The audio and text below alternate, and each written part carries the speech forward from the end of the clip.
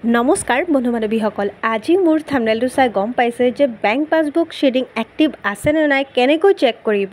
তো আপোনালোকক এইখিনি আলোচনা কৰিম। আৰু যদি আপোনালোকৰ গোটৰ টকাটো যদি আপোনালোকৰ বেংক শ্বেডিংটো এক্টিভ নাথাকে, আপোনালোকৰ গোটৰ 10,000 টকা লাভ নকৰিব, যিকোনো আঁচনি লাভ নকৰিব, অৰুণোদয় হওক বা গোটৰ বেলেগ আঁচনি হওক, যিকোনো আঁচনি হওক আপোনালোকে লাভ নকৰিব যদি শ্বেডিংটো এক্টিভ নাথাকে।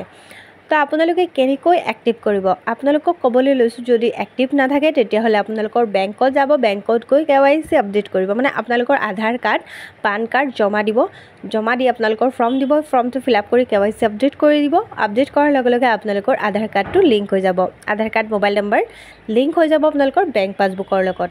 তো আপোনালোকৰ এইখিনি কৰিবলৈ আপোনালোকৰ বেংকত যাব লাগিব। তো বলক কেনেকৈ আপোনালোকৰ এক্টিভ আছে নে নাই চেক কৰিব আপোনালোকৰ লগত আলোচনা কৰিম। বলক দেৰি নকৰাকৈ ভিডিঅ'টো আৰম্ভ কৰোঁ। ক্ৰম ব্ৰাউজাৰটো অ'পেন কৰি আধাৰ শ্বেডিংছ চাৰ্চ কৰিব। চাৰ্চ কৰাৰ লগে লগে প্ৰথম লিংকটোত ক্লিক কৰিব। ক্লিক কৰাৰ লগে লগে অলপ ৱেইট কৰিব আপোনালোকে। ৱেইট কৰাৰ লগে লগে এই পেজটো অ'পেন হৈ যাব। এই পেজটো অ'পেন হোৱাৰ পিছত আপোনালোকে অলপ স্ক্ৰল কৰি ইয়াত লিখা আছে বেংক শ্বেডিং ষ্টেটাছ, ইয়াত ক্লিক কৰিব। ক্লিক কৰাৰ লগে লগে আপোনালোকৰ আকৌ এইটো পেজ আহি যাব। ইয়াৰ পৰা আপোনালোকে কি কৰিব, আকৌ চেক কৰিব বেংক শ্বেডিং ষ্টেটাছ, ইয়াত ক্লিক কৰিব। ক্লিক কৰাৰ লগে লগে এনেকুৱা এটা ইণ্টাৰফেচ আহিব। ইয়াত আপোনালোকৰ নিজৰ আধাৰ কাৰ্ডটো দিব। দিয়াৰ পিছত ইয়াত capture the log in with OTP click কৰিব। ক্লিক কৰাৰ লগে লগে যিটো নাম্বাৰ আধাৰ কাৰ্ডৰ লগত লিংক আছে আপোনালোকৰ, এই নাম্বাৰটোত এটা OTP আহিব।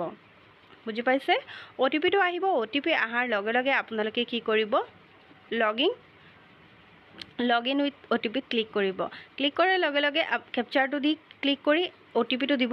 দিয়াৰ পিছত আপোনালোকে ইয়াত তলছে লগ ইনত ক্লিক কৰিব। তো মই দি আছোঁ, অলপ ৱেইট কৰক। এতিয়া মোৰ দিয়া হৈ গ'ল। এতিয়া মই লগ ইনত ক্লিক কৰিম। ক্লিক কৰাৰ লগে লগে এই পেজটো অ'পেন হৈ যাব। ইয়াৰ পৰা আপোনালোকে আকৌ কি কৰিব, বেংক শ্বেডিং ষ্টেটাছত ক্লিক কৰিব। ষ্টেটাছত ক্লিক কৰাৰ লগে লগে এই পেজটো আহি যাব। ইয়াত চাওক এক্টিভ আছে, SBI বেংক এক্টিভ বুলি লিখা আছে, 2017 চনতেই কৰা হৈছিলে। তো আপোনালোকৰ যদি নাথাকে, যদি নন এক্টিভ থাকিব পাৰে, আপোনালোকৰ যদি এক্টিভ নাই, আপোনালোকৰ বেংক একাউণ্টৰ লগত আধাৰ কাৰ্ড লিংক নাই, তেতিয়াহ'লে কিন্তু নন এক্টিভ বুলি লিখা থাকিব আৰু একো নাথাকে। মানে ধৰক আপোনালোকৰ কোনো বেংকৰ লগত লিংক নাথাকে, এনেকুৱাকৈ আহিব।